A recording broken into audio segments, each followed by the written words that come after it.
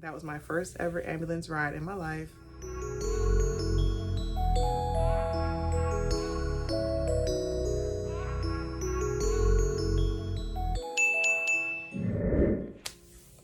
Hey, what's up everyone? Welcome back to my channel. For those of you who don't know me, my name is Asia and I'm back with another video. Today I'm gonna be giving you my labor and delivery story. So it's been 16 days since I gave birth and it's crazy how fast time is flying. As y'all saw in my labor and delivery vlog, 2 days before I went into labor, I started wrapping my hair into these faux locks because I had box braids that were getting old. My mom was like, are you sure you want to start that? You're gonna go in labor, watch. As soon as you start your hair, you're not gonna finish because the baby's gonna come. I told her that the baby and I had a talk and that he was gonna wait until I was finished with my hair before he was gonna come. On the day that I started having contractions, my hair was not done.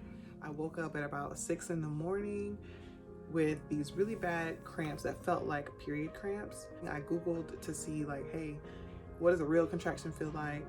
I've been having Braxton Hicks. I want to make sure this is the real thing. And what I read said that yes, labor contractions feel like bad period cramps. I ended up texting Keelan's dad and let him know. At that point, I was like, all right, I need to finish my hair. I think I had maybe 4 more locks left to do. I got up and I started wrapping my hair in between the contractions. I live here with my mom right now, so she was actually about to walk out the door and I called down the stairs. I was like, hey, I think this is happening today. And she was like, all right, well, let me run to the grocery store. Let me do this, let me do that really quick and I'll be back. And I finished my hair finally. Let me take a shower so I can be all clean and ready, like just want to be ready to go. Well, Keelan's dad was like, hey, you need to call your doula. And I was reluctant to reach out to her at first because it was really happening, but I wanted to make sure I was progressing enough before I didn't want to have to call her over here before I really needed her, you know? I called her and then we were texting back and forth and she was just letting me know like, hey, you should probably reach out to the midwife. She was asking me what symptoms I was experiencing and how I was feeling. She offered to come here to the house, but I told her to just wait until I talked to the midwife to see what we were gonna do before she came all the way here, because she lives like an hour away. The midwife was like, all right, well, that sounds like early labor. Call me back in 2 hours and let me know if things have changed. Keelan's dad made it and he was helping me get myself together and grab the things that I needed. It's been 2 hours, you need to check in with the midwife. When I called the midwife, your contractions are every 3 minutes, even though they're not a whole minute long yet. That sounds pretty like you're close to being in active labor, so go ahead and come in. We all had a plan to arrive at the birth center, to all meet there about 1 o'clock. So I'm tired of saying my doula, the midwife, Keelan's dad, so let me explain who they are. My doula's name is Bridget, the midwife's name is Jessica, and Keelan's dad's name is Chris. So if you hear me say these names, then now you know who they are. All right, Chris grabbed the bags, he put them in the car, and around this time, I was like, hey, you need to call my mom. My mom said she was right around the corner. She was on her way back from the grocery store and from her errands that she was running. As soon as she arrived, we were walking out the door and she was like, oh my goodness, I didn't know you were gonna progress that fast. I thought I had time to go grab this and that. No. So we were leaving and then my mom was gonna meet us at the birth center. The ride there was terrible. I was feeling a lot of pressure, like he was moving down. I'm like, oh my goodness, do I have to push already? Jessica checked me and she said I was 4 to 5 centimeters dilated and 80% effaced. So technically I was not in active labor yet, but she was like, oh my goodness, your contractions are coming so close together, like every 3 minutes. So we're just gonna keep you here even though you're not in active labor because you seem to be progressing pretty quickly. Bridget was like on it. All right, let's get things going. You know, let's get you in different positions, get you comfortable as possible. And yeah, it's go time. I started out on the birth ball. I had a few contractions there. She let me know like how to move, how to sway, how to how to control my tone, because whenever the contractions hit, I want to like moan in pain, and she was letting me know, she was reminding me to keep my sounds low, to not expend as much energy as like say a scream. We were on the ball for a little while, and then I asked if I could get in the water. They said I could not get submerged in the tub right away because it could slow labor down. I started off sitting in a stool like I was taking a shower. Bridget used the handheld shower head to put warm water on my lower back as the contractions were coming, and Jessica was coming to check me every hour on the hour with the fetal Doppler, checking my temperature, checking my blood pressure and my pulse. Bridget was suggesting that we continue moving to different positions. I sat on the toilet. I had a few contractions there. They like for you to have contractions on the toilet because for some reason that position, almost like a squat, helps the baby to descend. They're just really, really painful on the toilet. It was time for Jessica to check me again. Well, she actually asked me if I wanted to be checked, and I said yes. So once she checked, I was 6 centimeters dilated and fully effaced. And she said that the baby still was not low enough, so she suggested continuing to move and actually get up and walk. I went into the hallway, and Bridget and Chris helped me walk. And when I say help me, I mean like I would take a few steps, but then as soon as the contraction hit, they would literally hold my weight up while I was having that contraction, and then she was using like counter pressure on my hips while I was having the contraction. While I was in the hallway, I lost my mucus plug. I could feel it coming out.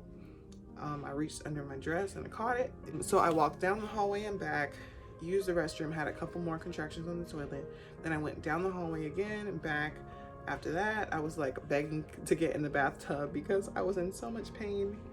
And since I was 6 centimeters at this point and I was in active labor, they were like, all right, cool. It should not stall your labor at this point because you're already in active labor. So I got into the tub.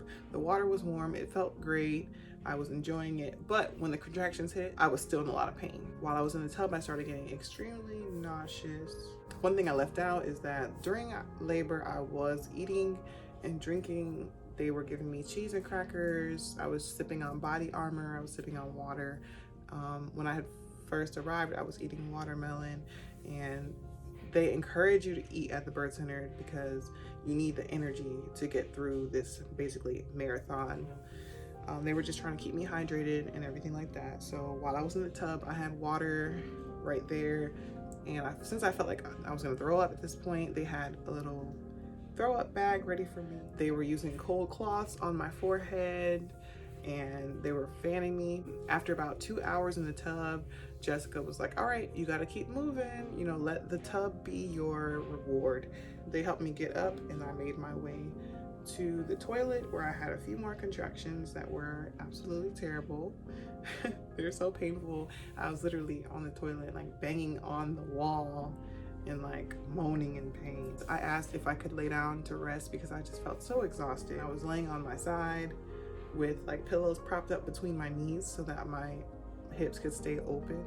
At this point is when I finally threw up, and I think I was starting to shake a little bit. When you throw up, that's a sign that you're in transition, which means like I think 8 to 10 centimeters, which means close to time to push. So then I shift to the other side, the other hip, and Jessica comes back in and checks me.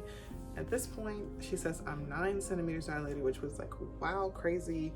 But even though I was 9 centimeters dilated, the baby still was not low enough. She suggested that she perform a side-lying release on me to help allow room in my pelvis for the baby to come down.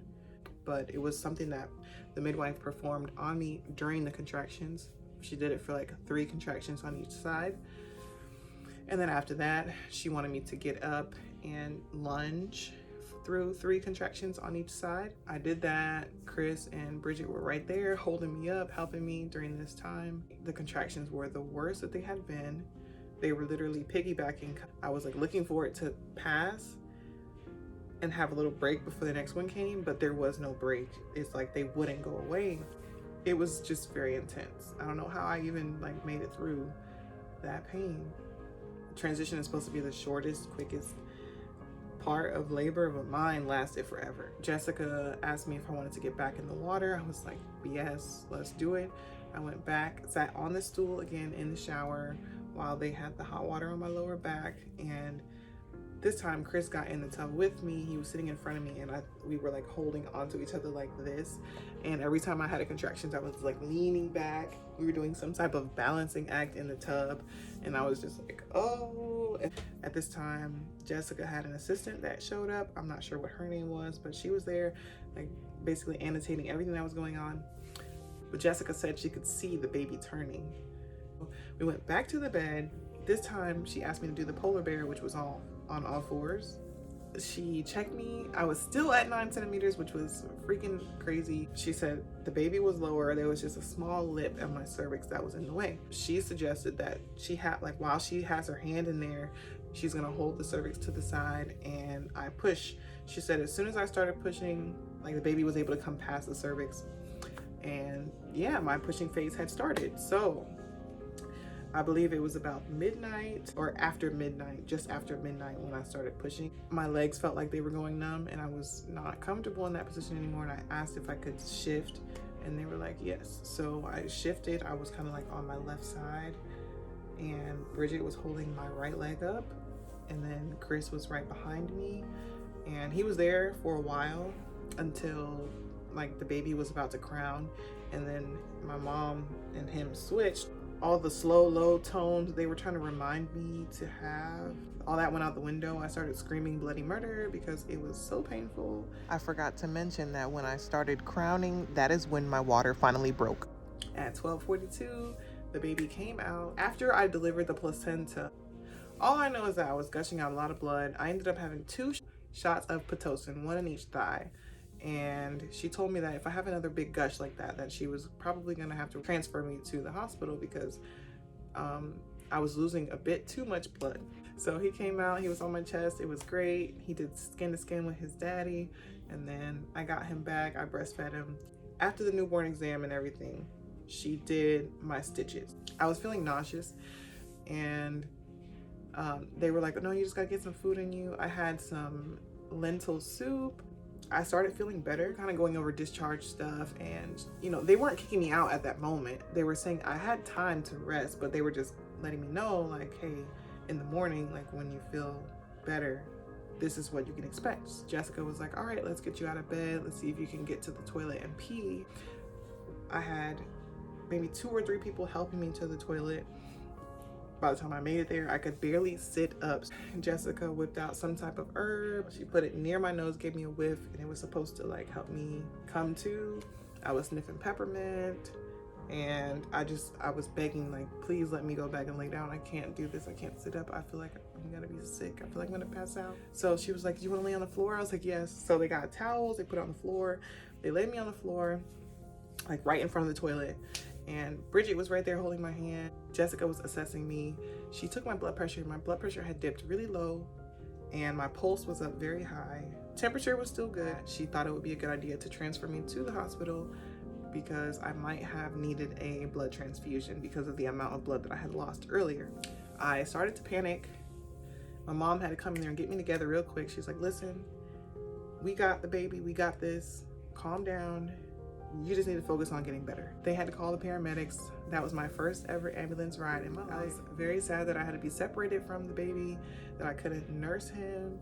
But long story short, I had a wonderful nurse in the hospital that I will never forget. They stopped the bleeding. They gave me fluids, hydrated me. My blood pressure came back up. I was good to go, and I was able to get released later that day. That's my labor and delivery story. It's a blessing that I was able to endure that pain and give birth to my child naturally in a birth center.